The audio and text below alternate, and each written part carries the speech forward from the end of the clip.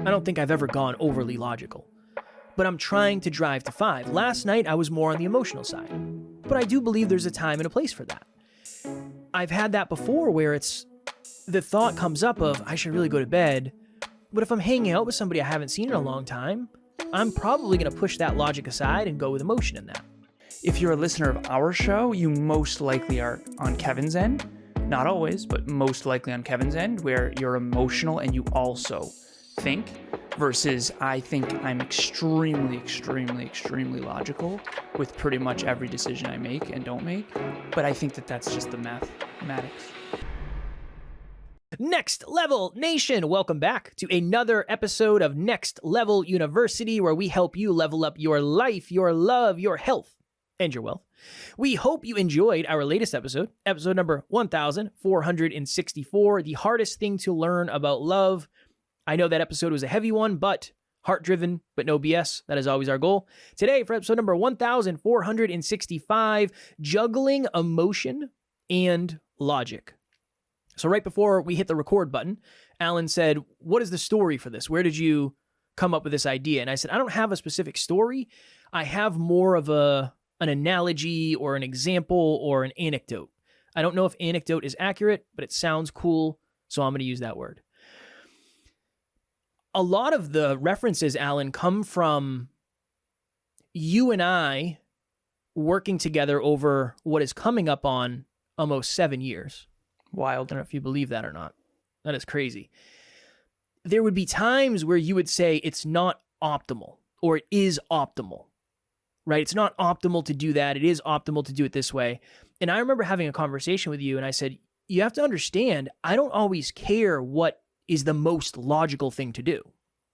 Sometimes I want to do the emotional thing, even if it's not logical. Even if, okay, let's do this. We have been having audio issues that we thought we fixed. So thank you for all of you.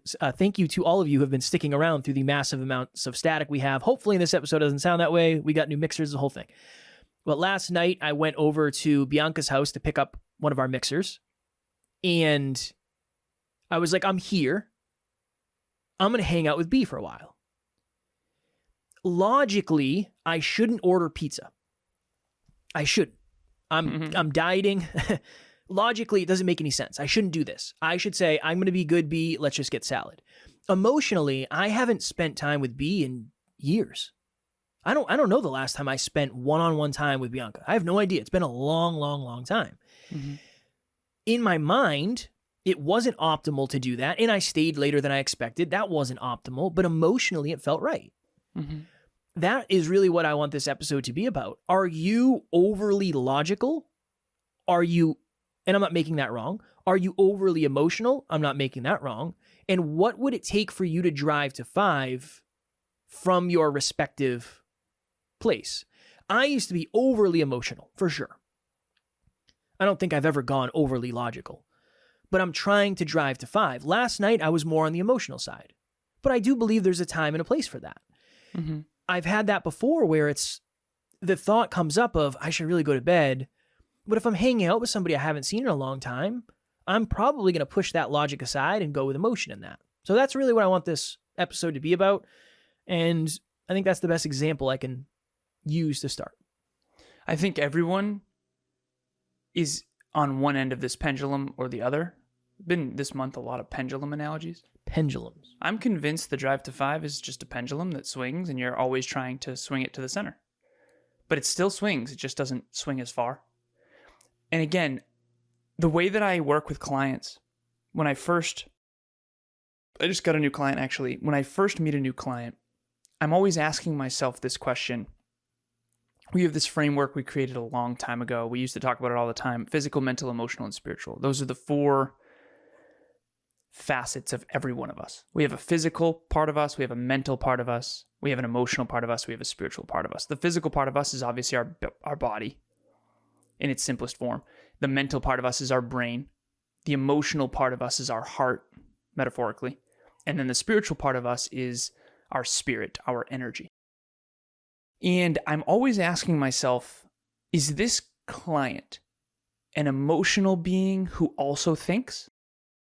or a thinking being who also has emotions?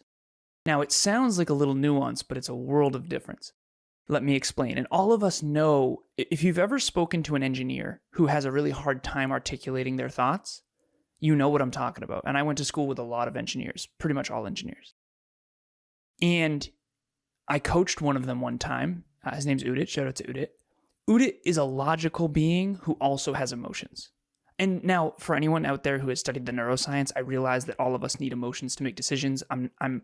This is high level on purpose. Please don't take what I'm saying as gospel.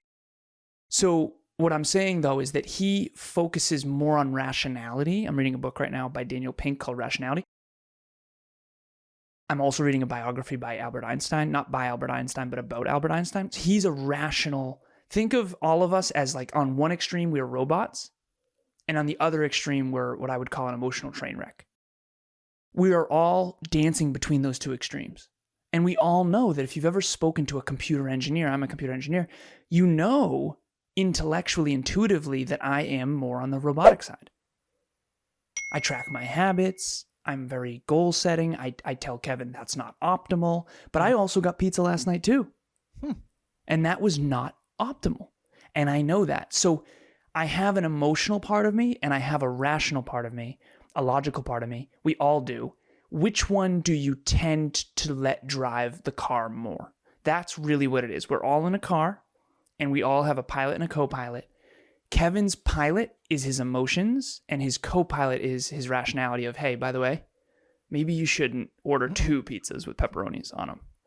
But the emotion part's like, well, I don't know. I mean, that would be really delicious. You know what I'm saying? And then the logical part is like, yeah, but that's more money. That's more calories. Then you're going to have to diet more later. Then you're not going to be as in shape at the next level live next to Alan, whatever. It's not a big deal. But for me, it would be the opposite. For me, it would be, what are the macros in this pizza? I got pizza with pineapple, grilled chicken, and I know the macros. I know the amount of calories. Yes, pineapple's on a pizza, Kev. Doesn't like it. A lot of people do. We did a poll in Next Level Nation once. Do pineapple belong on pizza? Do pineapples belong on pizza? And the consensus, Kevin, was it the consensus? Yes, I believe so. Okay. Thank you, Amy L, by the way, for posting that because I needed that validation. No. But everyone who listens to this show consistently, and if you're a new listener, this might not resonate yet, but it will. It's obvious to anyone that I use more logic than Kev, and Kevin uses more emotion than me. I am more logically well-developed than Kevin. Kevin is more emotionally well-developed than me. That's okay. It's because obviously you get good at what you do. You get good at what you are. If I'm playing basketball and he's playing baseball, obviously I'm going to be better at basketball. He's going to be better at baseball. That's kind of what this is. So are you this is a self-awareness time. Are you an emotional person who also thinks? Or are you a thinking person who also has emotions? If you're a listener of our show, you most likely are on Kevin's end. Not always, but most likely on Kevin's end, where you're emotional and you also think, versus I think I'm extremely, extremely, extremely logical with pretty much every decision I make and don't make. But I think that that's just the mathematics.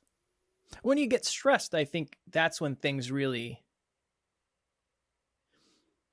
I don't know. I was going to say that's when you do the opposite, but probably not. That's when I'm way more emotional when I'm stressed. That was part of it. Yeah, that was part of it last night is you and I went down to Alan's and we were trying to fix the audio and I was there from 10 a.m. until 6:30, I think. And we just figured it out at the end. We didn't even record any episodes. That was the goal. And I was like, dude, I don't care about the diet. The logic just goes out the window at a certain point. Yep. But this is what I'll say. It's not it's not as detrimental as it used to be. Yep. Can you go into that? What was it like? I mean, before it would be I'd get more hijacked by my emotions.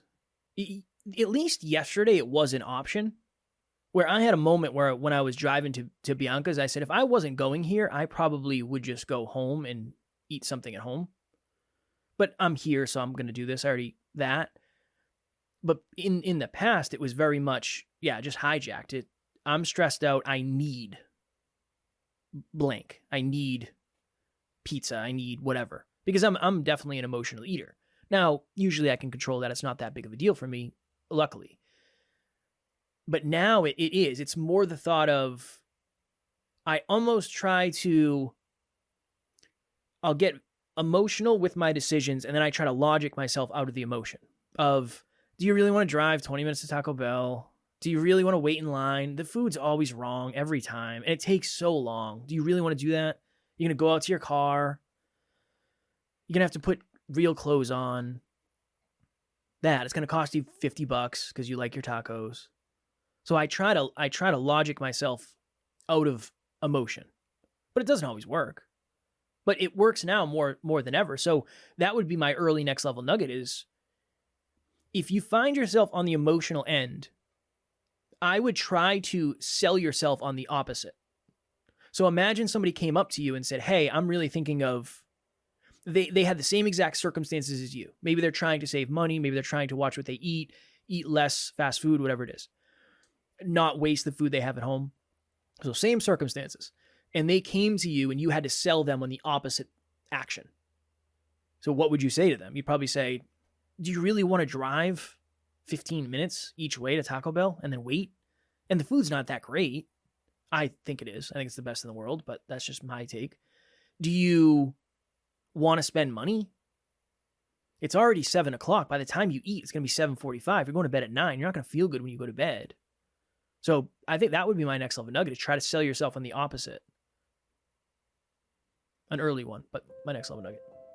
Hey everybody, my name is Bianca and I am the co-founder and COO of Evolve Ventures Technologies. The only reason I'm able to do the things that I'm able to do today is because of the guidance that Alan gave and how much he never gave up on me, even when I wanted to. If you are looking for a coach, if you're looking for a mentor, there is no one better than Alan. There's nobody who's done more research. There's nobody who's put in more effort than him. He will go above and beyond to make sure that you become everything you've ever dreamed of. And I'm the proof. Alan, you changed my life and I will forever be grateful for you. So Kevin's wife, Taryn, is a behavior analyst. Behavior analyst. There's a book called Switch that I know she's read as well. And it talks about this analogy of a rider and an elephant. And the rider is what's referred to as executive function in the brain, which is rationality, logic. And the rider can't overpower the elephant. That's the idea. So what Kevin is kind of saying is, try to listen to your rider a little bit more if you are allowing the elephant to drive.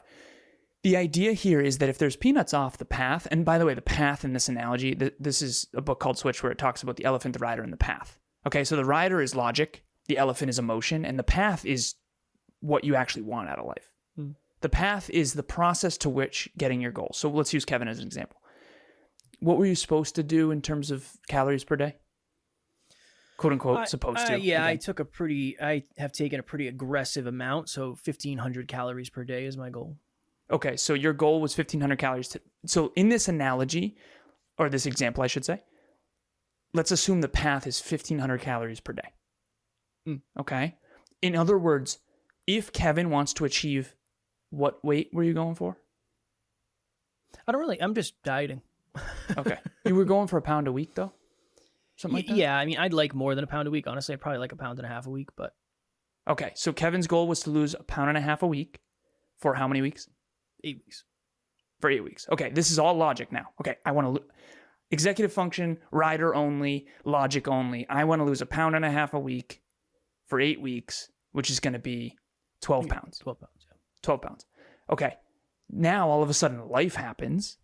Kevin comes down to my place. I've got him being a plumber and an audio editor and an audio technician.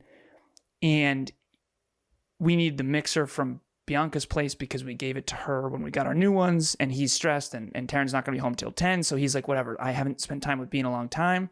this 1500 calorie thing, which is the path, the correct path, the optimal path, the quote unquote path to your goal is 1500 calories.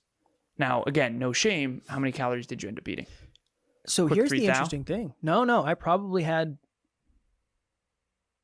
I had 3 slices of pizza and like 4 fries. So I actually probably did hit my goals. Oh, So, well, it's good. I think that's a really good way you were going. I probably should have prefaced that. I That- definitely didn't. No, I did. I woke up today at I probably hit 3,000 for one sure. of my new lows. And again, it doesn't, the day-to-day thing, we'll do an episode on that at some point. But that's also the thing is, okay, sometimes your emotion runs and you make an emotional decision. It's not too late to insert or inject logic. And Yeah. I kind of had that moment of, I'm driving an hour after this. I don't want to eat a whole pizza. I'm going to feel terrible on the ride home. Probably going to be falling asleep. So that I've had that too, where I'll go get 3,000 calories worth of Taco Bell. And then I'll say, okay, what can I actually eat here to hit my calories? I'll just save the rest for tomorrow. It's not the end of the world. I love cold Taco Bell. So it is that the awareness of it is super important. The awareness that just because you make a decision does not mean the decision is final. And there's always an opportunity to inject some logic or emotion if that's what you need. But you have to be aware of what your, like Alan said, what your normal go-to is. What is your default setting? Mine is emotion.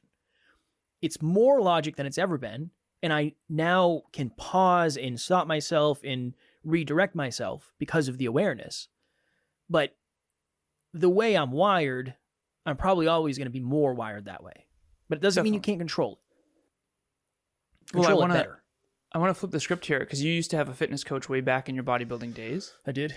And your desire to not disappoint your coach kept you on the path. That's still emotion. Yeah. You didn't want to disappoint him, and that is an emotional decision. So that's what coaching really is for those of you out there listening. It's if you were to coach with Kevin or myself, Kevin for podcasting, me for business or peak performance, let's say you're tracking habits and the habits are on the path. You're going to stay on the path because you don't want to disappoint us more than because of your logic.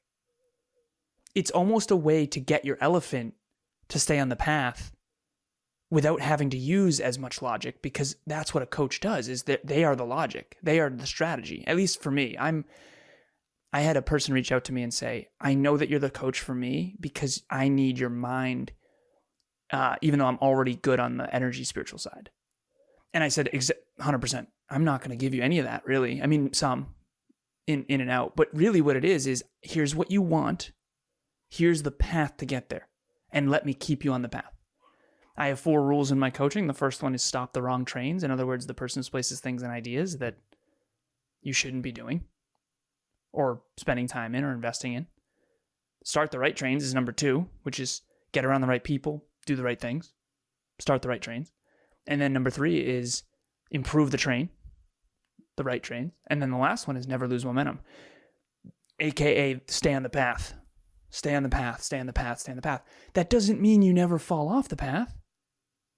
The elephant is going to see peanuts over in the corner, 100%, and it's going to go get them. And then you're going to have to wake up the next day and go, okay, all right, 3,000 calories, pizza was delicious. I got to get back on track. The point is there's no one on earth who never falls off. That is a facade. That's not real. Kevin and I were supposed to record 7 episodes yesterday. We recorded 0 episodes. Exactly 0. Exactly 0. But here we are the next morning recording. So you're going to fall off just like we do. The key is to get back on quicker and better each time. And I think that's what personal growth is. And so whether it's logic, which is the rider trying to steer the elephant back on the path, or whether it's emotion, just making sure you're putting the peanuts on the path, that's the cheat code, I think, is keep the peanuts on the path. I told Emilia recently, if you're not fulfilled, we're not going to be able to grind. We need to throw some adventures in here. Otherwise, you're going to be unfulfilled and you're not going to be able to grind this out because we're building towards a lot of big, big goals. So hopefully that's helpful for everyone. What's your next level nugget? And also, real quick, my apologies to you, whether you're watching or listening, if I'm not super present. I am the tech guy, so I'm freaking out internally because I don't know what this sounds like, and I'm losing my mind, and I'm looking at the mixer. So my apologies if I seem off today. You crushed it, brother. I appreciate it. All good. What's your next level nugget, sir? My next level nugget is everyone I believe is on one of these two sides, and it's important to know which side you're on. You are either a emotional creature who also thinks, or you are a thinking creature who also has emotions. Obviously, we're both, but in this case, it's important to know whether you're righty or lefty. Strong work. Next Level Nation, if you are looking for a healthy mix of both logic and emotion, the 12th round, which blows my mind, the 12th round of group coaching is starting on October 10th. So I am the emotional side when we do that. Alan is the logical side, and then we meet in the middle and cater it to everybody in the group. So if you feel like you need more logic, it would be great for you. If you feel like you need more emotion, it would also be great for you, because that's really where I come in, and Jesse does a really great job of that as well. So if you're interested, we'll have the link in the show notes. With the discount code, it ends up being $96.60 per month. Again, a very, very affordable program, and it is hyper valuable. So we did not say we were going to charge $1,000 a person. We want it to be affordable so you can actually do it, and we would love to have you in the group. In that we are both righty and lefty, we are ambidextrous. To Kevin's point, he's more on the emotional side with Jesse. I'm more on the logical side. You're going to get both. And so you'll be able to work on whichever one you're weaker in, which is really, really good. And you'll be able to double down on your strengths as well. And when it comes to not wanting to let the team down, that's a very, very powerful way to make sure that your emotions stay on the path.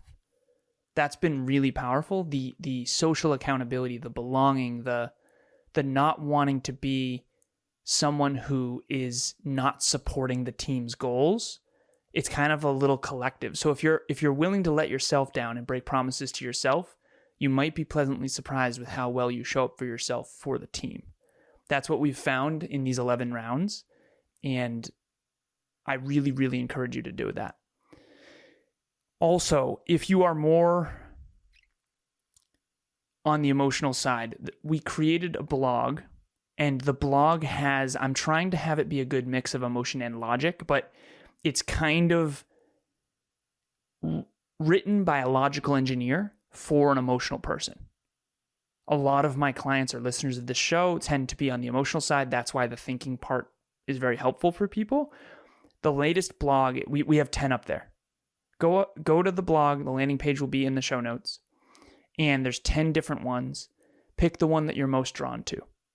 And I can promise you, after you read it, whatever it is, it will be a powerful mental framework. The blog is how to. On the podcast, we talk about what and why and how and who and all of that. The blog is just how. How do you stay on track towards your goals? How do you fail forward? How do you be courageous and vulnerable? How do you XYZ? Everything is how, and it's a lot of logic, but it's written for emotional people. So hopefully that will help you. Tomorrow for episode number 1466, What Your Boundaries Teach You About Yourself. Saw a very powerful post about this the other day, and I figured we'd do an episode on it, so we will do that tomorrow. As always, we love you, we appreciate you, grateful for each and every one of you, and at NLU, we don't have fans, we have family. We will talk to you all tomorrow. Stay emotional and rational. Next Level Nation.